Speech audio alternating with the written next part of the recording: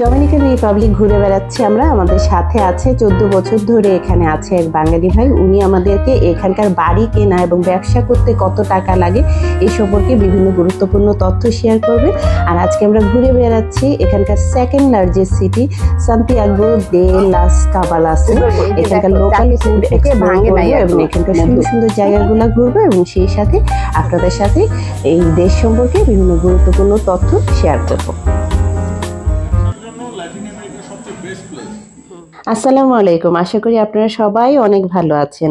Dominican Republic যেহেতু পাহাড় ঘেরা দেশ, তো আপনি যেখানেই যান এরকম মনোরম পরিবেশগুলো দেখতে পাবেন।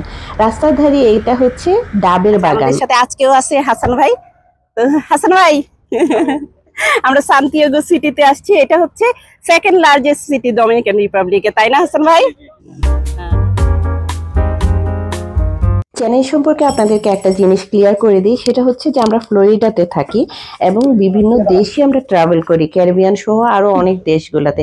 এবং ট্রাভেল করতে গিয়ে যেসব ফ্যাক্টগুলো আমাদের সামনে আসে, আমরা সেই জিনিসগুলা বা মানুষের উপকারে আসবে এইসব ব্যাপারগুলা তুলে ধরার চেষ্টা করি। তো আর ডমিনিকান রিপাবলিক সম্পর্কে একটা গুরুত্বপূর্ণ জিনিস হচ্ছে, এটা হচ্ছে ক্যারিবিয়ানের দেশ। ক্যারিবিয়ানের দেশগুলা হচ্ছে পর্যটন শিল্পকে ঘিরেই মূলত এই দেশগুলা, এবং এই পর্যটন শিল্প রিলেটেড যেই সব ব্যবসা বাণিজ্যগুলা এবং পর্যটন খাতের যেই সব সেক্টরগুলা, এইগুলাতে এখানে দেখা যায় ট্যাক্স সম্পূর্ণ ফ্রি থাকে। মানে হলো যারা ইনভেস্টর তারা যদি এইসব খাতে ইনভেস্ট করে সেক্ষেত্রে তাদের জন্য ট্যাক্স কমপ্লিটলি ফ্রি থাকে। এখানে আমি আর হাসান ভাই কথা বলছিলাম, কিন্তু আনফরচুনেটলি আমার মাইক্রোফোনটা তখন ওয়ার্ক করে নাই, যে কারণে আমাদের কথাগুলো আসছে নাই। কিন্তু ভিডিওতে ব্লগের অন্য জায়গাতে আপনারা ওনার কথাগুলো ওনার মুখ থেকে শুনতে পাবেন, অন্য জায়গাগুলোতে আছে। আর এখানে উনি একটা গুরুত্বপূর্ণ তথ্য শেয়ার করেছিলেন, সেটা হলো যে কত টাকা হলে মানে একজন এখানে এসে বাংলাদেশ থেকে ব্যবসা শুরু করতে পারবে।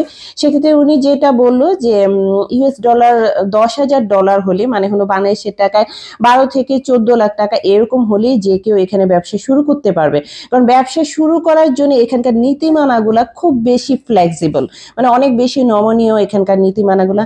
আমেরিকাতে যেমন কোনো ব্যবসা শুরু করতে হলে আপনার যাওয়াই তো অনেক বড় ব্যাপার, তারপরে ওখানে ব্যবসা শুরু করতে গেলে অনেক বেশি নিয়ম নীতি, অনেক বেশি রুলস ফলো করতে হবে, যেগুলো এখানে না। ট্যাক্স রেট, বাড়ি কেনার সিস্টেম, এই সমস্ত কিছু হাসান ভাইয়ের মুখ থেকে আপনারা একটু পরে শুনতে পাবেন। এই যে দেখো, চাকে থেকে ভাঙে নাই এখনো, দেখি এই যে এটা দেখো পাতার মধ্যে মুড়ায় রাখছে। এখানে একটা দোকান থেকে আমরা কিছু কেনাকাটা করলাম। এই দোকান চিজের জন্য বিখ্যাত। এখানে প্রেসিডেন্ট নাকি আসে চিজ কেনার জন্য। আমরা একটা লোকাল গ্রামের ভিতরে যাওয়ার পথে এই রেস্টুরেন্টে থেকে আসছি। রেস্টুরেন্টের ভিউ হলো নদী। এই যে কি চমৎকার ভিউটা, এখানে একটা লেকের পাড়ে। এখানে এই যে রেস্টুরেন্টটা ওই পাশে, ওই তো আমরা ওখানে খাবো। আপনি যেটা বলতেছিলেন যে এখানে যদি কেউ বাড়ি কিনতে চায় সেক্ষেত্রে হলো 10% আপনার ডাউন পেমেন্ট দিয়ে তারপরে ব্যাংক লোন পেতে পারে। ব্যাংক লোন পেতে পারে এবং একটা সময় থাকে। ধরেন আপনি যদি 10 বছরের জন্য করেন তো আপনার একটা পরিমাণ, আপনার একটা খুব অল্প পরিমাণে ব্যাংক একটা আপনার কাছে ইন্টারেস্ট নেই। আপনি 10 বছরের আগে সেটা শেষ করেন, আপনার ইন্টারেস্টটা সাথে সাথে কমে আসে। আর যদি আপনি অনেক সময় 7% দিয়েও আপনি বাসা নিতে পারবেন। যদি $1 লাখ বাসা হয় আপনি 7% দিতে হবে না, 7% সামটাইমস ওরা বছর শেষে একটা অফার দেয় ব্যাংক, যে এখন আপনারা 7% দিয়ে ঘর নিয়ে নেন বা 5% দিয়ে ঘর নিয়ে নেন। এমনি 10%, 20% যতটুকু আপনি ইচ্ছা দিয়ে বাকিটা আপনার ব্যাংক থেকে 5 বছরের জন্য, 10 বছরের জন্য আপনি এটা লোন করতে পারেন। আর বাড়ির ক্ষেত্রে ট্যাক্স রেটটা কিরকম হয়? যখন আপনি যখন ব্যাংক লোন দিয়ে নেবেন তখন আপনি এটা ওরা নেয় হচ্ছে আপনার 9% এর মতো, 9%, 8 থেকে 9% মতো। আর যদি আপনি ক্যাশ নেন তাহলে ওই সময় ওরা নেয় 12%। ক্যাশের ক্ষেত্রে বেশি নেই। যদি ব্যাংক থেকে আপনি লোন নিয়ে নেয়, অটোমেটিকলি আপনি লোন নিয়ে নিতেছেন, তো অটোমেটিক ওটা কমে। বাড়ির দাম আপনি বললেন এখানে 60-70 হাজার টাকা এরকমই বড় বড় সিটি গুলাতেও অ্যাপার্টমেন্ট পাওয়া যায়, তাই না? যেমন এরিয়াগুলোতে কোন এরিয়াতে আপনি নেবেন, কোন এরিয়াতে। এখানে যেমন মনে করেন ভালো যে পোর্শ এরিয়াগুলো, এখানে আপনার $1 মিলিয়ন ঘর আছে। আচ্ছা, এখানে লোক হচ্ছে রিচ পাবলিক। আর শহরের আরেকটা সাইড আছে, ওই সাইডটাতে যদি আপনি যান তো তখন মনে করেন আপনার ওই 50,000 60,000 70,000 টাকা মোরলেস আপনি ঘর নিতে পারেন, মানে অ্যাপার্টমেন্ট নিতে পারেন। যখন আপনি ঘর নিতে যাবেন তো অ্যাটলিস্ট একটা ভালো ঘর, মানে মোটামুটি একটা ঘর নিতে গেলে রাউন্ড অ্যাবাউট $1 লাখ লাগে, like 4 million 5 million peso Dominican. 4 million 5 million peso Dominican. বাংলাদেশের টাকায় ওইটা হবে 5 মিলিয়ন লাইক 1 কোটি টাকা, বাংলাদেশের 1 কোটি টাকা। 1 কোটি টাকা হবে। কিন্তু এটা পুরো বাড়িটাই হবে, তাই তো? এটা হচ্ছে ধরেন 200-300 ব্যবসার ক্ষেত্রে ট্যাক্স ইয়েটা কিরকম? Tax 18% rate.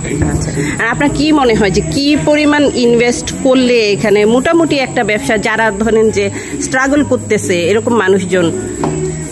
ব্যবসা ডিপেন্ড করবে কোন ব্যবসা করবেন, কারণ এখানে তো $10,000 ব্যবসা শুরু হয়ে যায়। আচ্ছা, এখানে যদি ব্যবসা করতে কেউ আসে $10,000 মানে বাংলাদেশের টাকায় 12 লাখ এরকম হবে। 12 লাখ শুরু হয়ে যায়। হ্যাঁ হ্যাঁ। আপনি যদি একটা মোটামুটি ভালো একটা ব্যবসা শুরু করতে $30-40,000 লাখ, বাংলাদেশের 30-40 লাখ টাকা হইলে মোটামুটি আপনি ইউ মেক গুড মানি।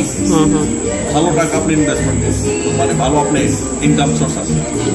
এটা সহজে আপনি একটা ব্যবসা শুরু করতে পারবেন। আপনি ইউএস একটা ব্যবসা শুরু করতে গেলে আপনার ফর্মালিটিস অনেক ধরনের, হ্যাঁ, রুলস রেগুলেশন। আচ্ছা, আপনি চাইলে আপনি একটা কোম্পানি খুলতে পারলেন, আপনার লাইক $300 একটা কোম্পানি খুলে যায় আপনার নামে। আচ্ছা আচ্ছা, ইজি আর কি জিনিসগুলো, ইনভেস্টমেন্ট গুলো এখানে অনেক ইজি।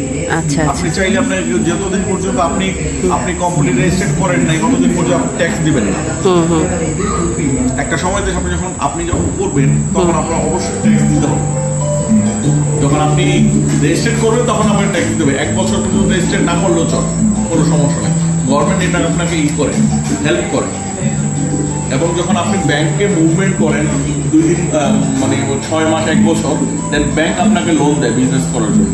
আপনার ট্রানজেকশনের উপরে আপনাকে কোনো ছাড়াই, যেটাকে বলে মনে করেন কোনো গ্যারেন্টি ছাড়াই আপনাকে ব্যাংক লোন দেয়।